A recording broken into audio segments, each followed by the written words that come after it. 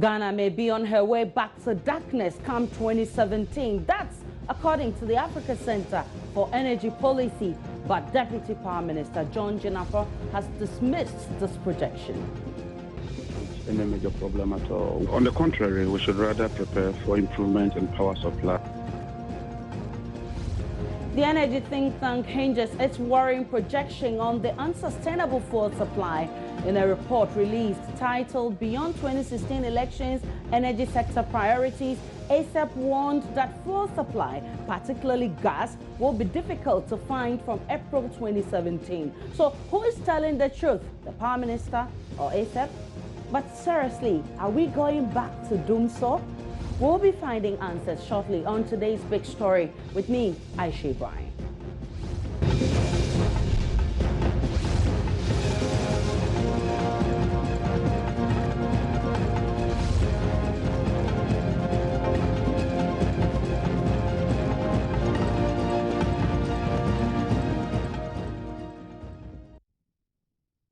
All right, so let me read excerpts of the ASEP report, which states with water supply in the Konsombo Dam said to be at an eternally low level, hydropower will also not be an option. Fuel supply has become more challenging as thermal generation will continue to dominate the sector.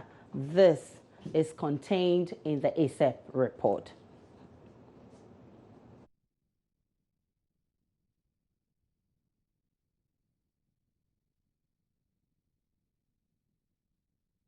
Well, joining me in the studio to further discuss this issue is Dr. Ishmael Aka, who is head of policy unit at ASEP. Good evening to you, Dr. Aka. Many thanks for your time. Now, first, let's look at where we are now with the country's energy crisis. Has the situation improved? Yes, I mean, when you compare 2014, 2015, and 2016, I think that 2016, it has been relatively stable. Right. So, yes, there's some form of improvement. Yeah. But if we're stable, then we shouldn't go back to doom. So why this projection then? Well, we have capacity to generate about 3,800 megawatts. We all know that. But we need fuel to power, more like transmit the capacity into generation. We need about 3 types of fuel: natural gas, running water in Akosombo, and light crude oil. When we take natural gas, which is becoming one of the major sources of fuel for our thermal plants, already Nigeria suspended gas supply to Ghana, I think over about 7 months from May. They recently started giving us gas, and in fact, out of about 123 million cubic feet, they've started supplying about 20. Now, when you take our own gas, which is the Ghana gas, it's supposed to give us daily about 90 million cubic feet. Now, between April and June, the FPSO will have to go on, we have to do some repairs and operational maintenance and so many other things. What it means is that it has to shut down. So we're going to lose 90 from our own gas. Right. If we are to lose 90, yes, we hope that 10 will come on board, but 10 will give us 50. What it means is that we have a shortage of about 40. So what we are saying is that, yes, if we don't pay the Nigerian gas, if we don't buy light crude oil, so that when the FPSO is done, we can use that to substitute. And if we don't plan in the medium term, maybe investment in LNG, these are some of the things that can happen. The doomsday can return, but I mean, it is preventable.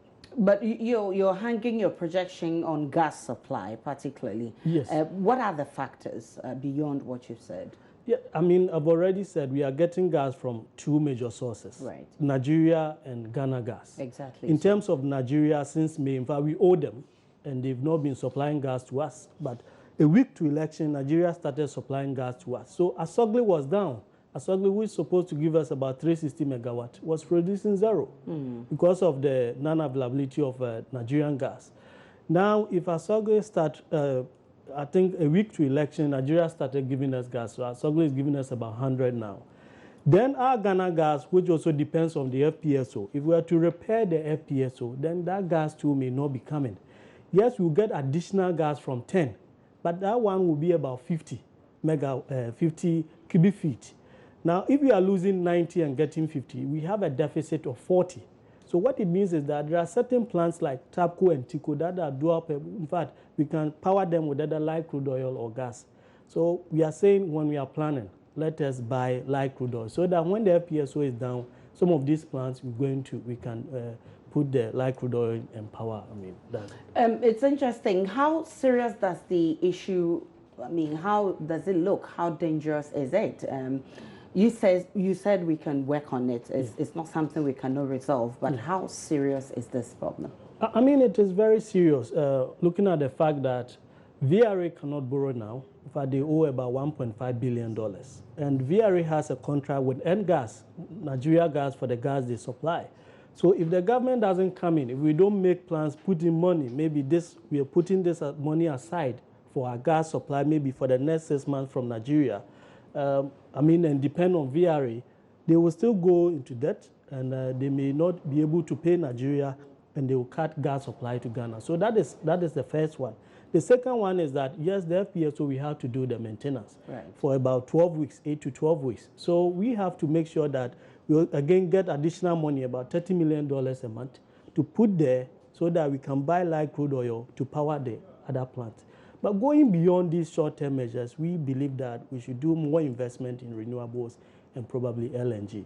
Well, interestingly, the Deputy Minister for Power, John Jinapor, has downplayed the statement that says that Ghana may be returning to darkness. We can listen to what he said to my colleague, Francis Aben. On the contrary, we should rather prepare for improvement in power supply, because as I speak to you, adequate measures and steps have been put in place to bolster the amount of power we supply into the system. Indeed, the AXA plant, which is supposed to give us about 370 megawatts of thermal power, it started test commissioning. In addition to that, the car power plant, which is a 450 megawatt batch, is also expected in the country in a couple of days or weeks. Moreover, we've seen some appreciable increase in the level of the hydro dam. But more importantly, even if the FPSO is taken out for repairs, don't forget that we have a second FPSO, the FPSO Kwame Nkrumah. And so, in my estimation, we should not have load shedding in the coming months and next year. We should not. Okay. Now, the ASAP reports point to two things: the fuel supply and its unsustainability. How are we curing that regard? You speak of capacity, which is fine, but how about the reliable supply of fuel? Let me also put on record that it is not the case that we are not receiving gas from NGAS. As I speak to you, we are receiving gas from the West African pipeline. And so let nobody put it out that we are not receiving gas. How much gas are we receiving? It fluctuates. I can check that for you. But the assertion that gas supply has been terminated because of indebtedness is not accurate. We are receiving gas. Secondly, fuel purchases has always been something that we do. And as I speak to you, we've started preparing for the next lecam. People buy power, people pay for the power. And so we use that amount to ensure that we buy crude oil for the thermal plants. In the event that you don't even have gas from the FPSO, most of the plants in the Western Enclave can run on light crude oil.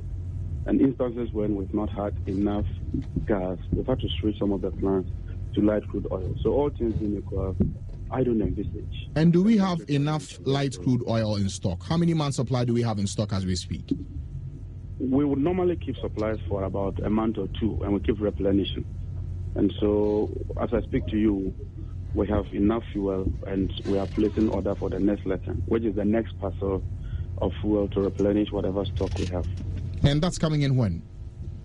I would have to check on the exact date. But okay. There's no cause for alarm. Now, how far are we in settling our debt with WAPCO and NGAS?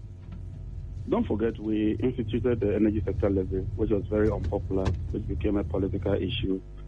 Others have even promised to scrap it when they come into power. And so based on the energy sector levy, we're paying some of the amounts, and we are reconciling the figures as part of the transition process. So how much have we paid now? Quite a lot. I think that we've paid almost close to $100 million, if my figures are right. But I'll check that for you. But I do know that we've paid quite a substantial amount of money. We've paid a huge chunk of money to the banks using the energy sector levy as collateral. And so all that will be captured in the transition arrangement and the transition process. Okay, final question, Mr. Jinapor. Do we owe for the power we took from Ivory Coast? We owe them some amount. We've paid some. As you keep consuming, you owe. Even as I talk to you, we do take some power from Cote d'Ivoire. And so certainly, once you keep consuming, they bring you the bills at the end of the month, and then you take steps to settle. And as I said, we paid quite some substantial amount to Cote d'Ivoire. I do recall that recently we paid about $25 million to Cote d'Ivoire, and some additional payments had been made. And so once we have power from them, then it's cheaper compared to the use of diesel thermal power. We would continue to draw unless there's a strategic shift in terms of policy decision.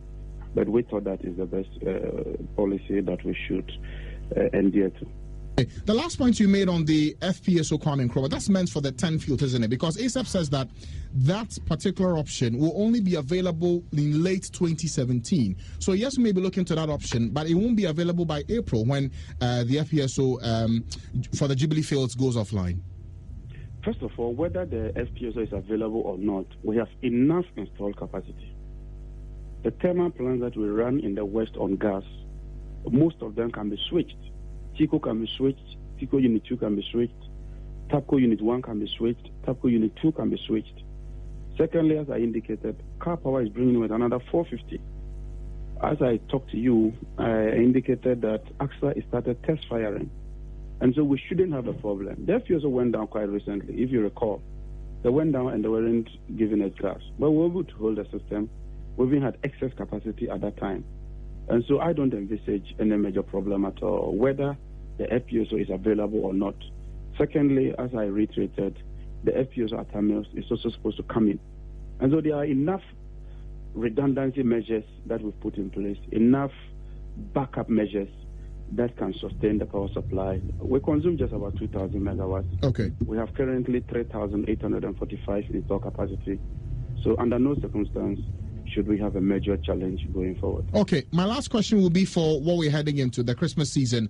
Are we going to see any power outages? Because some already started complaining in some areas in Accra of some persistent outages. We may have some localized outages arising not because of a deficit in generation. For instance, yesterday a vehicle ran into a pole. It brought down the entire cable. And so from that stretch, that entire area went off. Fortunately, as I speak to you, engineers worked around the clock overnight, and we were able to replace the pole. Any other challenge could happen with a transformer or whatever system, but it should be localized. We don't envisage experiencing load shedding that we have all come to term as doom so, which normally arises because we don't have enough generation and you have no option than to knock people off. If someone goes off, it could be because of a localized technical challenge, which we are resolved to deal with within a matter of a short period. Okay. Thank you for your time, John Jinapor. He's the Deputy Power Minister speaking to us about the projections for 2017 as spelled out by... All right, so that was John Jinapor, the Deputy Power Minister, explaining, but he wasn't able to tell us whether we have enough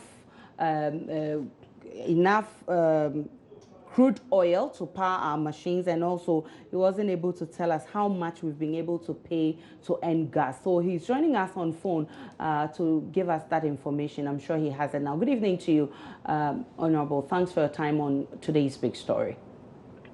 Good evening, and thank you. First of all, let me put on record that I just got a call from you right now. Yes, we apologize for... Not been given prior information. Okay. I've not been told what exactly you want. I just thought that out of respect, right, I should accept the interview. So I just thought I should put that on record. Right. We apologize for the late call. It's just some clarification we need. You spoke with my colleague earlier, and you said you were going to get back to us on how much has been paid to end gas so far, and also whether we have enough crude oil. And so we just thought that maybe you could supply us with that information now. First of all, I can confirm that we have enough crude oil. I've checked with the engineers, and as I indicated during the interview, we are placing an order for additional crude oil to augment whatever we have. In terms of payments to end gas, I also indicated that I needed to check with the Minister of Finance. As I've written to the Minister of Finance today, as part of the handing over notes, I need that so that the Minister of Power can also capture that as part of our transitional arrangement. But you would agree with me that writing a letter today, you certainly couldn't have gotten a reply today. And so in the next few days, I'm sure that all the available information would be made known to us in terms of the specific payment and the details, and we'll be more than willing to make that available. You also talk about some generators that are coming on board. You talk about FPSO Atta Mills and others that are coming on board. Are we sure when they are coming on board to support in the energy generation? The car power batch is ready to move in.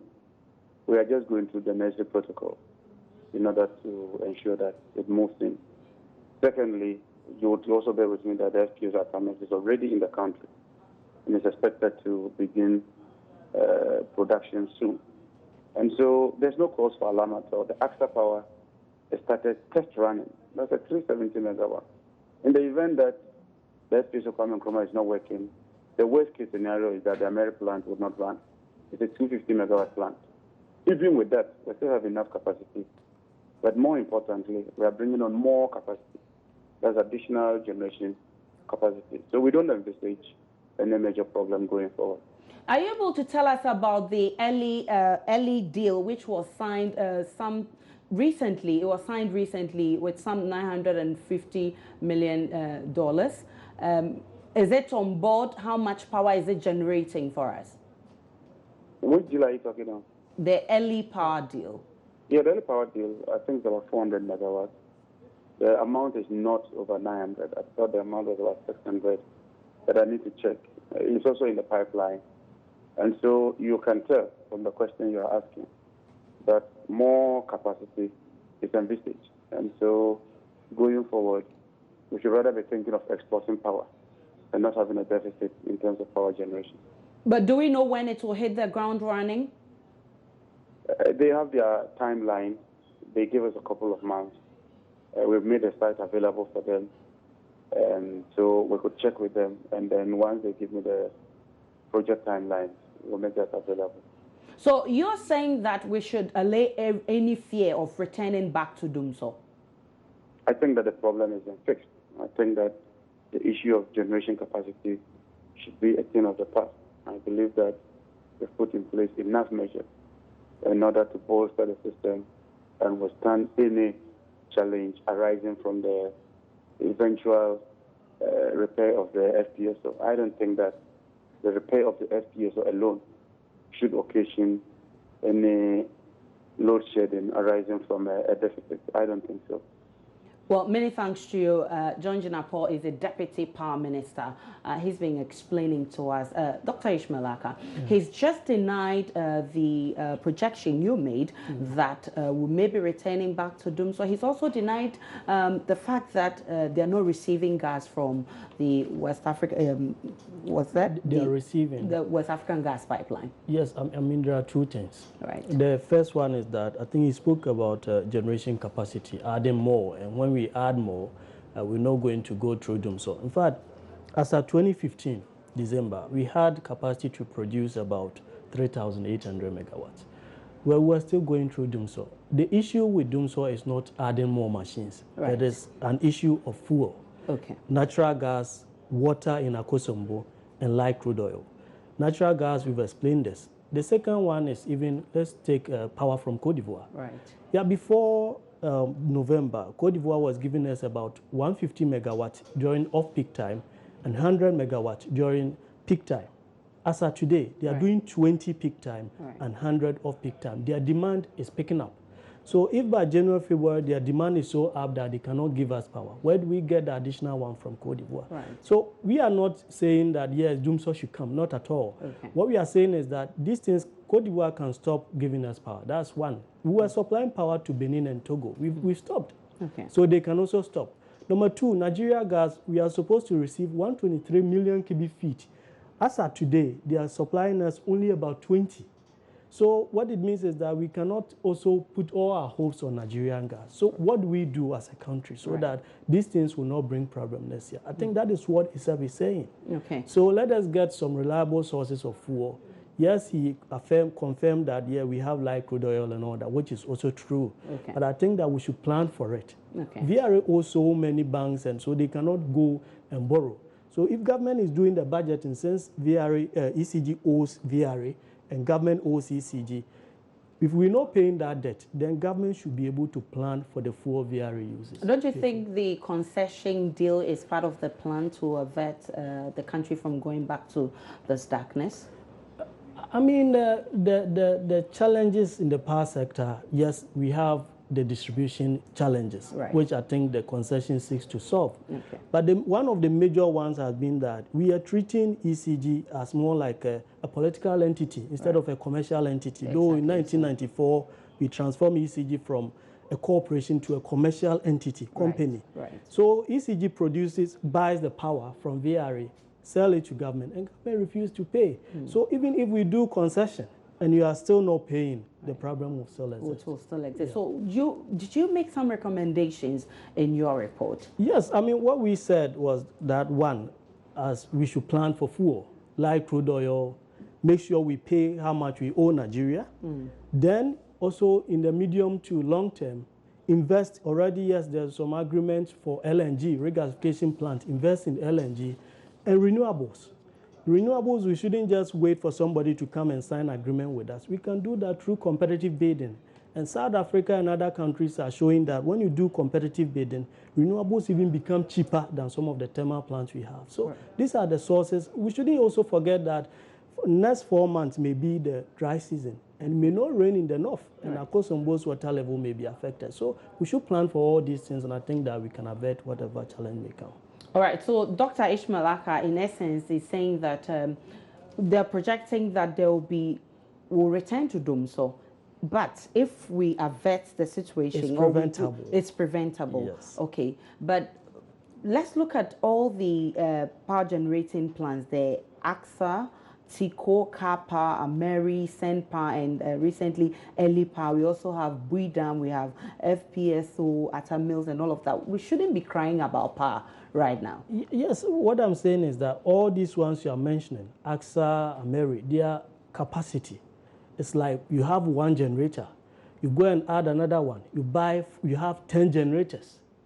That is what you have. Right. You have to put fuel into the generator to get electricity generated. So it is very good to get more capacity, but we should also be planning on how we're going to fuel them. Okay. I think that is a sales point. That yes, we have so much we can even sell power to other, because by now we should be demanding about 2,600 megawatts. Okay. We have capacity to produce almost 4,000. So the excess, we could have even sold it to other countries, but we are not even producing to meet our demand. Okay. The difference between demand and supply today, as we are talking, is just 60 megawatts. Right. What it means is that if Asogli is down today, we're going back to some places will have to go off, other places to go. So what we are saying is that, generation is good, but let us plan about how we're going to. But a few months ago, we had the Deputy Power Minister saying that we have in excess, we have power in excess, so there's nothing like going back to them. So what has brought us back to this situation?